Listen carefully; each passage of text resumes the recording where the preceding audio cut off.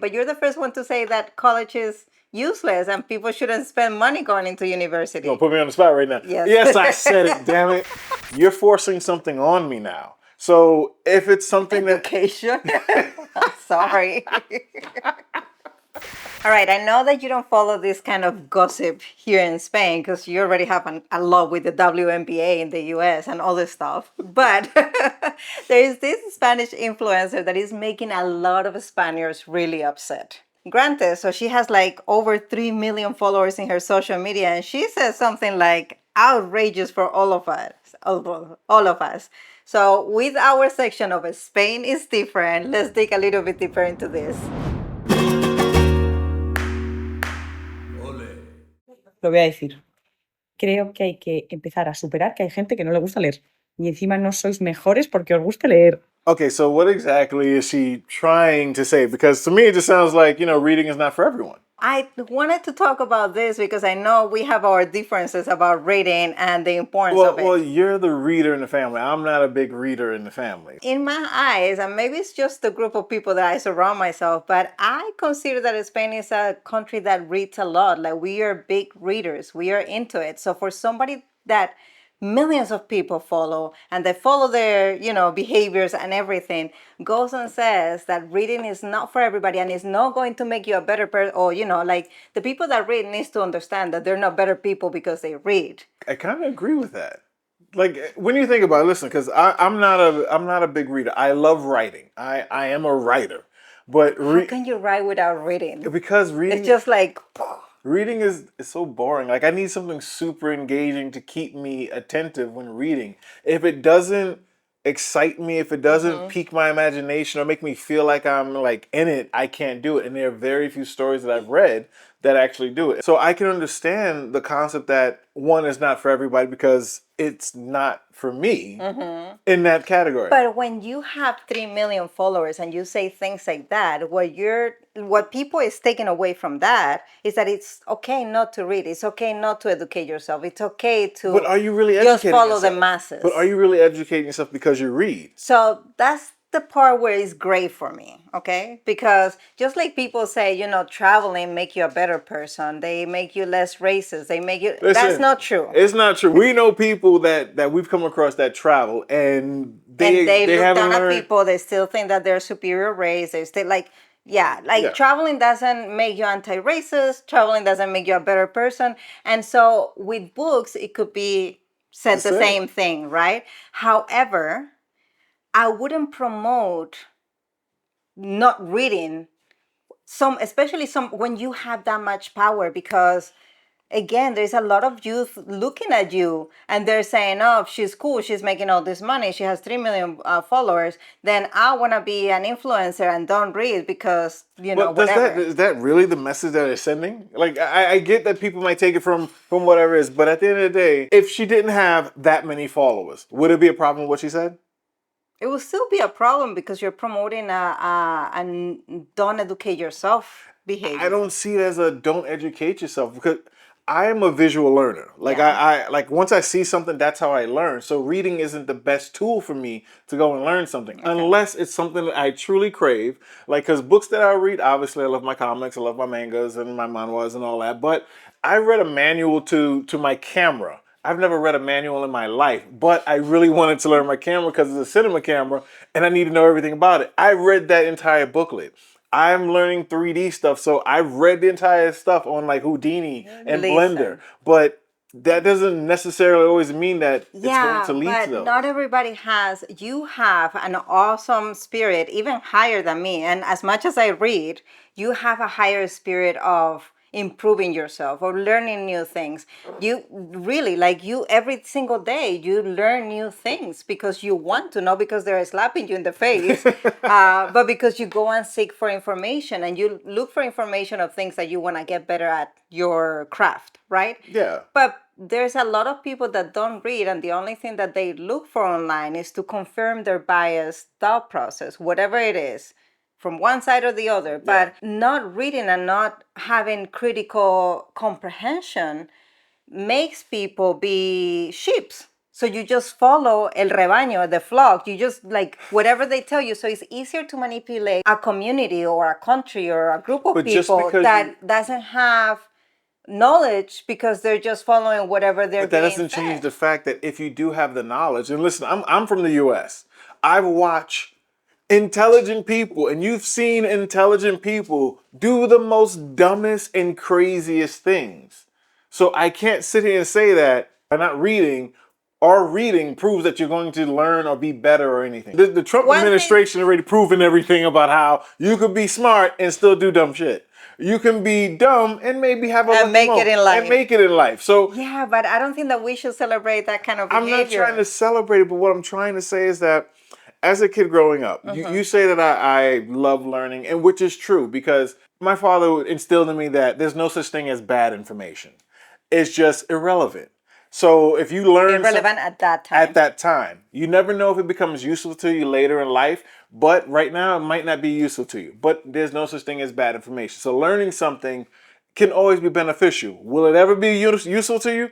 Who knows? But at the end of the day, someday it might. Yeah, like we all learn algebra and we don't even know we're ever going to use that in But life. if it comes in handy, that one crucial moment that makes you look cool as shit, then yes, then it's worth it.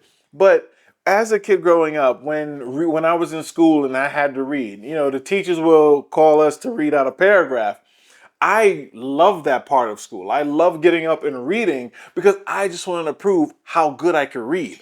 Because I can read, I was reading fast. So the faster you read, the cooler you look. So I would get up and I wanted the biggest. Smarter you are. Well, yeah. it didn't count for smart, but No, well, but at the end of the used day, it to be looked like that way. that too, It but- looked that way because I wanted the biggest paragraph, Yeah. and I wanted to just blah, blah, blah, blah, blah, blah, like nothing because But kids you in my had no class, comprehension. I didn't comprehend a goddamn thing I said. If you asked me what I read, I couldn't tell you. All I know is that I read every word fast and clear. That's all I did. And You had good pronunciation. I had good pronunciation. I said everything, and everybody was like, "Oh wow, wow!" Because a lot of kids was like, yes, if he went to the store, and meanwhile I'm just blowing through the sentences and reading everything.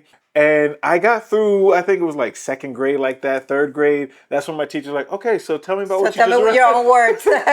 Make me a summary. That was the worst question that any teacher could ask that you. teacher made me so mad. I think that that's a different conversation because I think that that goes into the education systems that we have been brought up into. Yeah, but even so, teachers are, I have seen that teachers are affected by this, is it not? Well, and that's where I'm going. Like when you have 3 million subscribers and you're a young influencer and you have a lot of youth following you, you know the competition that teachers have these days with all 1,000 Mr. B's and lower influencers. Yeah, because you're the first one and we are older, and we both have gone to college and we have gone our studies and everything, but you're the first one to say that college is useless and people shouldn't spend money going into university. Don't put me on the spot right now. Yes. Yes, I said it, damn it. Listen, unless you're going to be a doctor to do like surgery and stuff or a therapist, I can't tell people to go to college. And I mean this in the U.S. specifically because you guys get a much more affordable education than we have in the U.S. But in the U.S., I pay, and this was back in my time, I pay $30,000 a semester, not a year, a semester. And You're still paying your. Well, I'm still paying education. it off for what? I don't use my degree for anything. I know. And that's what I'm trying to say. Like, there's so many ways now that you can make money doing the thing that you love and be successful without going to college or be the thing that you would go to college for. I'm a video editor. I'm a storyteller. I'm a cinematographer. I did not go to school for it, but yet I get paid to do it.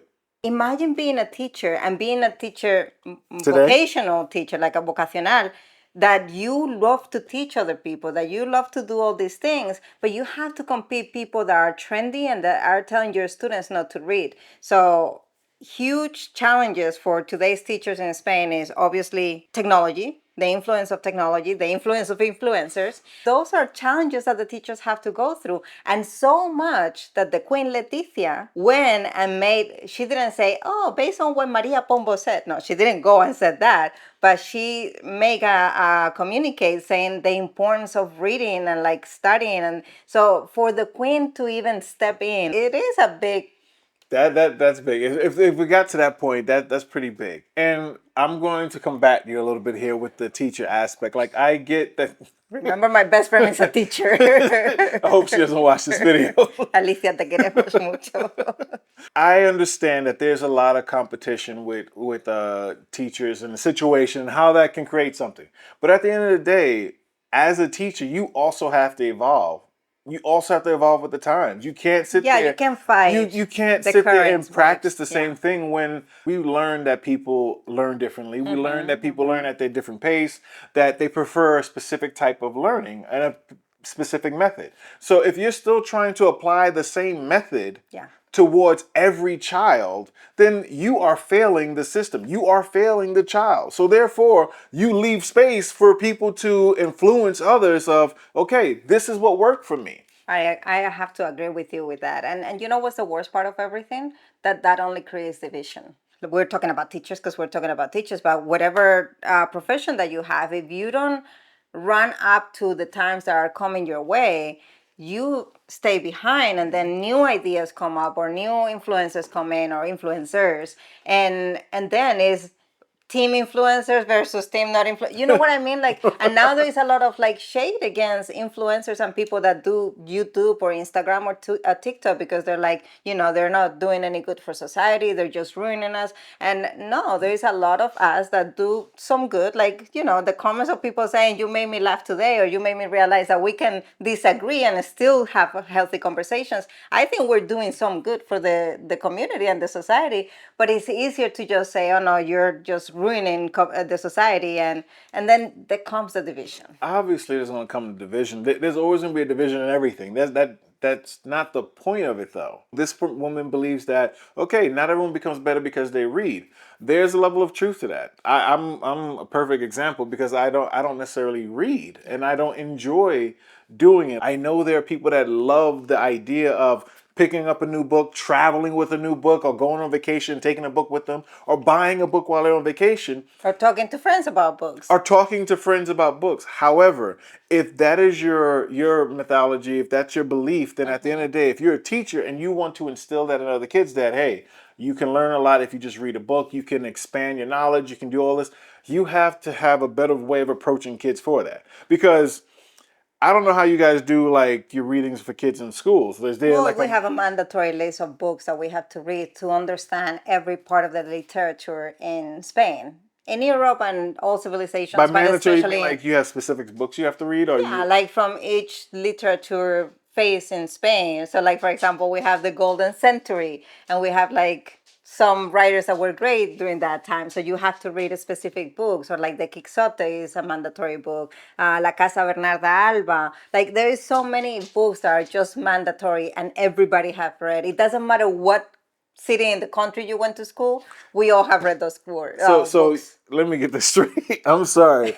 So regardless of wherever I go to school in Spain, like I have to, there's a mandatory list. Yeah, because you need to know, like we have a lot of history, and you have to know obviously your history, but also Spain was great and still is in art. So a way of celebrating that is learning about, you're making faces, but because we have books that we. So they gave you the Quixote, because many people in the comments are like, you have to make him read the Quixote, blah, blah. And I answered them that you started reading in school because it was a suggested book. And then you were like, no, I'm not reading this. Yeah, I'm not, that book is so big. I'm like, no, thank you. I'll watch the movie when it comes out. Not every book has a movie. Well, that's what we used to do. Like we don't see now. That could be a problem. And I'm saying it could be a problem because you're forcing me to read a specific book that so you can learn how to enjoy reading. No, forget that. That's not going to make me enjoy reading. You're forcing something on me now. So if it's something education, I'm sorry. You're forcing education on me. Something that I don't like. If it's a topic or something I don't care for, or a genre in a book I don't care for, that's not going to make me enjoy reading. That's just going to make me feel, stay away from it. Now, in the U.S., we have books that we do have to read. But like when you have to do a book report, you can pick the book you want to do the book report on. It just has to fall. So you choose Dora the Exploradora. Like I was about to say before you cut me off. it has to fall into a certain category. Okay. So it has to fall into a certain style of literature. It has to fall into that certain category, and sometimes it has to be within a certain age or a year or whatever. And you can pick that book to do your book report on. But it's not you have to read this book and write your 5-page report on it. No.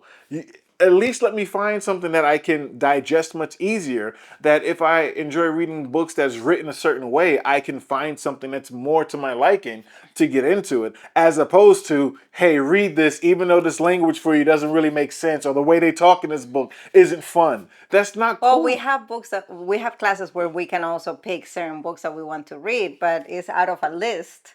And then there's That's other not ones. picking. And then there's other ones that are mandatory that we have to read. However, is this you like how they used to do back in the day where you pick the way you die? You can be hanged, or you can have your head chopped off, or you can get stoned to death. What would you like from the list? That's not a list. That's not a choice. However, I do have to agree that many times we go to school, and I'm just talking about regular school, and we learn things that we never use in our lives. However, I'm very proud of something, and this is part of Spaniard to me, because we have something called FP. FP. FP? What's that? Which stands for Formación Profesional. Okay. So professional training is what it stands for. Okay. And so a lot of people finish their school and they say, you know what? I don't want to go to university. I want to start working. And this was more common back in my days. I don't think that it's as common right now. Now it's like more go to university kind of thing. But you could go and take 2 to 3 years FP courses of a specific thing and then jump immediately into the working environment. And so electricians will go through this. If you wanted to be a hair dresser, you will go through that. There's some teaching levels that you can we have something like that. I can't remember the name. It's like a skill trade school, but I forgot what they call them. I cannot. This is how long ago college and stuff existed in my brain. But we have something, trade school, we call it. Yeah, but it's different. It's different. This one is a little bit more, I don't want to say hands-on because trade school is also hands-on, but trade school will be like way lower than college. For us, it's just like a step in between, and then you can go to university, or you can just not go to university, or you can do FP and university at the same time. You can combine them both. For us back then, trade school was very specific. It was a very specific job that you're going for.